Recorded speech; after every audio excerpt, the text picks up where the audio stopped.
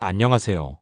오늘도 여러분의 소중한 자산을 지키고 키우는 방법을 함께 고민하는 내일경제입니다. 벌써 2026년의 1분기가 훌쩍 지나가고 있습니다. 요즘 주식 시장을 보면 어떤 생각이 드시나요? 미국 지수는 여전히 견고해 보이고 기술주들의 혁신은 끝이 없어 보이지만 정작 내 계좌를 들여다보면 이상하게 마음 한구석이 서늘하지 않으신가요? 지금이라도 S&P 500에 더 태워야 하나? 아니면 고점에서 물리는 건 아닐까? 이런 고민 한 번쯤 안 해본 분은 없을 겁니다. 여러분, 만약 내일 아침 눈을 떴는데 전 세계 금융 시스템에 예상치 못한 균열로 주식시장이 30% 넘게 폭락한다면 여러분은 웃으면서 그 하락장을 견뎌낼 준비가 되어 있으십니까? 아니면 그저 운에 모든 걸 맡기고 기도만 하실 건가요? 오늘 이 영상에서는 단순히 주식을 사라는 뻔한 소리가 아니라 폭풍우가 몰아쳐도 내 배를 뒤집히지 않게 만들어줄 리스크 분산의 핵심 열쇠를 공개하겠습니다. 영상 마지막에는 여러분의 포트폴리오 변동성을 절반으로 줄이면서도 수익을 지켜낼 구체적인 자산 배분 전략이 준비되어 있으니 끝까지 집중해 주시기 바랍니다. 그럼 지금부터 2026년의 새로운 경제 생존법을 시작하겠습니다. 우리가 흔히 믿고 쓰는 공식이라고 불렀던 것들이 있습니다. 그중 대표적인 게 바로 주식은 우상향하니 S&P 500만 모아가면 된다는 믿음이죠. 물론 틀린 말은 아닙니다. 지난 수십 년간 미국 지수는 인류의 혁신을 먹고 자라며 우리에게 달콤한 수익을 안겨줬으니까요. 하지만 2026년 현재 우리가 마주한 경제 환경은 과거의 데이터만으로 설명하기엔 너무나 이질적입니다. 과거에는 인플레이션이 오면 금리를 올리고 경기가 나빠지면 금리를 내려서 시장을 달래는 아주 단순한 메커니즘이 작동했습니다. 주가가 빠지면 연준이 구원투수로 등판해 유동성이라는 마법의 가루를 뿌려줬죠. 하지만 지금은 어떤가요?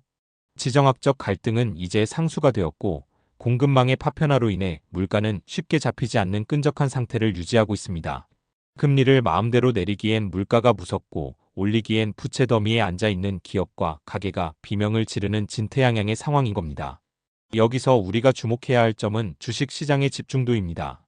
현재 S&P 500 지수를 견인하는 건 상위 몇몇 거대 빅테크 기업들입니다. 지수 전체가 건강하게 체력이 붙어서 올라가는 게 아니라 특정 선수 몇 명의 초인적인 힘에 의존해서 지탱되고 있다는 뜻이죠. 만약 이 선수들이 부상을 당하거나 슬럼프에 빠진다면 어떻게 될까요? 지수 전체가 속수무책으로 무너질 수밖에 없습니다. 과거 2000년대 초반 닷컴 버블이나 2008년 금융위기 당시를 회상해 보십시오. 영원히 깨지지 않을 것 같던 성벽도 균열은 아주 작은 곳에서 시작되었습니다. 지금의 시장은 마치 얇은 얼음판 위에서 화려한 피겨, 스케이팅을 하는 것과 같습니다. 기술의 발전이라는 화려함에 취해 발밑의 얼음이 얼마나 얇아졌는지는 잊고 있는 거죠. 더욱이 2020년대 들어 자산 간의 동조화 현상이 심해졌다는 점이 우리를 더 불안하게 만듭니다. 예전에는 주식이 떨어지면 안전자산인 채권값이 오르면서 내 계좌에 완충작용을 해줬습니다. 그런데 최근 몇 년 사이 우리는 주식과 채권이 동시에 얻어맞는 초유의 사태를 여러 번 목격했습니다. 분산 투자를 한다고 했는데 막상 뚜껑을 열어보니 모든 자산이 한 방향으로 움직이고 있었던 겁니다. 이건 마치 비가 올 때를 대비해 우산과 장화를 샀는데 홍수가 나니까 우산도 장화도 아무 소용없이 떠내려가는 꼴과 같습니다. 이제는 단순히 종목을 늘리는 수준의 분산이 아니라 자산의 성격 자체를 완전히 다르게 구성하는 진짜 리스크 관리가 필요한 시점입니다. 여러분이 믿고 있던 그 지수 추종이라는 안전벨트가 사실은 낡아서 끊어지기 직전일 수도 있다는 경각심을 가져야 합니다. 우리가 왜 지금 S&P 500이라는 강력한 엔진 옆에 든든한 보조바퀴들을 달아야 하는지 그 논리적인 이유를 더 깊게 파고 들어가 보겠습니다. 그럼 이제 본격적으로 우리가 왜 S&P 500이라는 우량한 주식만으로는 부족한지 그 속사정을 경제 원리로 아주 쉽게 풀어보겠습니다. 여러분, 맛있는 비빔밥을 한 그릇 만든다고 상상해 보세요. S&P 500은 비빔밥의 주인공인 쌀밥과 같습니다.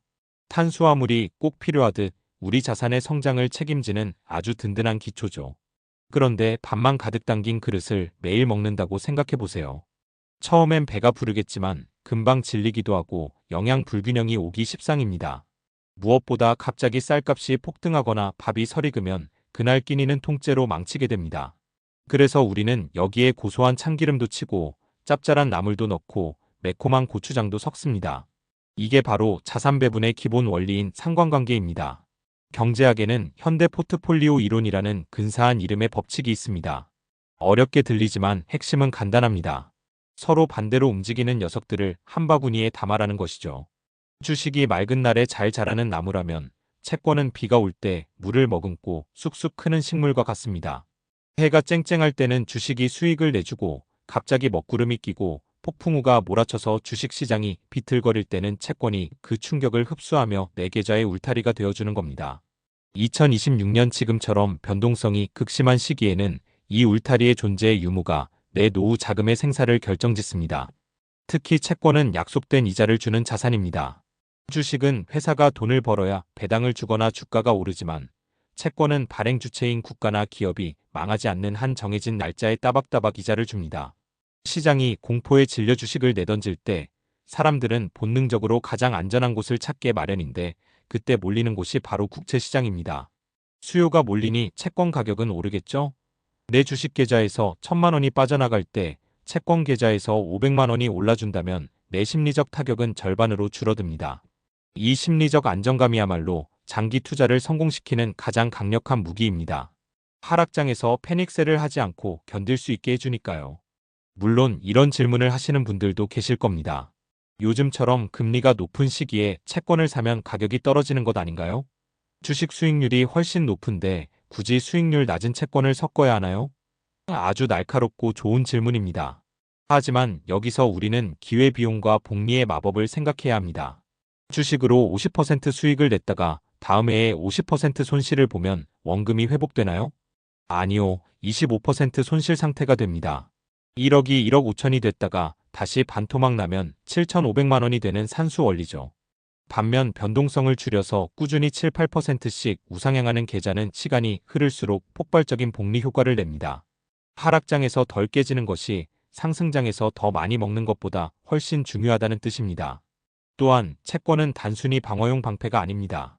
시장에 위기가 와서 주가가 바닥을 칠 때 우리는 주식을 더 사고 싶어도 현금이 없어 손을 놓는 경우가 많죠. 이때 가격이 오른 채권을 일부 팔아서 싸진 주식을 사는 리밸런싱을 할 수 있게 해줍니다. 즉, 채권은 위기 상황에서 주식을 싸게 살 수 있는 총알 역할을 겸하는 셈입니다.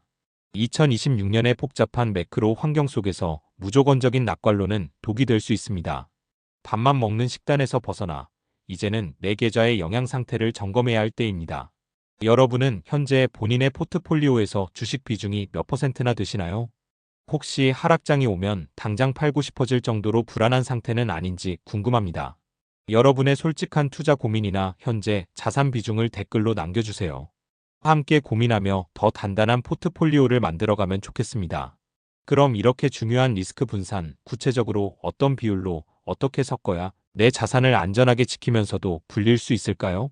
지금 바로 실전 전략으로 들어가 보겠습니다. 그렇다면 2026년 현재 우리가 당장 실행에 옮겨야 할 구체적인 자산 배분 전략은 무엇일까요? 제가 제안드리는 가장 현실적인 모델은 6대 4 황금 비율의 현대적 재해석입니다. 전체 자산의 60%는 우리가 믿고 있는 S&P 500 지수 ETF에 두어 성장의 엔진을 유지하세요. 하지만 나머지 40%는 반드시 성격이 다른 자산으로 채워야 합니다. 여기서 핵심은 40%를 단순히 현금으로 들고 있는 게 아니라 미국 중장기 국채와 금, 그리고 현금성 자산인 파킹형 ETF로 나누어 담는 것입니다. 구체적으로는 40% 중에서 20%는 미국 국채 ETF에 투자하십시오. 금리가 고공행진을 하다가도 경기가 꺾이는 신호가 오면 국채 가격은 무섭게 튀어오릅니다. 주식이 떨어질 때 내 계좌의 하락폭을 방어해줄 가장 튼튼한 방패가 될 것입니다. 그리고 나머지 10%는 금에 배분하세요. 2026년처럼 지정학적 리스크가 일상이 된 시대의 금은 화폐 가치 하락을 방어하는 유일한 진짜 돈 역할을 합니다. 마지막 10%는 언제든 주식을 추가 매수할 수 있는 현금성 자산으로 보유하는 겁니다. 이렇게 배분을 해두면 어떤 마법이 일어날까요? 주식 시장이 폭락할 때 남들은 공포에 질려 손절매를 고민하지만 여러분은 오히려 여유로워집니다. 가격이 오른 국채와 금을 일부 팔아서 반토막 난 우량한 S&P 500 주식을 헐값에 쇼핑할 수 있는 리밸런싱 기회를 얻기 때문입니다. 이건 단순한 이론이 아닙니다. 자산가들이 수백 년 동안 불을 지키고 불려온 이기는 투자의 정석입니다. 오늘부터 여러분의 투자 태도를 딱 한 가지만 바꿔봅시다. 얼마나 더 벌까? 라는 질문 대신 어떻게 하면 덜 깨질까? 를 먼저 고민하는 겁니다. 수익률은 시장이 주는 보너스지만 리스크 관리는 온전히 투자자인 여러분의 실력입니다. 2026년의 경제 파고는 생각보다 높고 거칠 수 있습니다.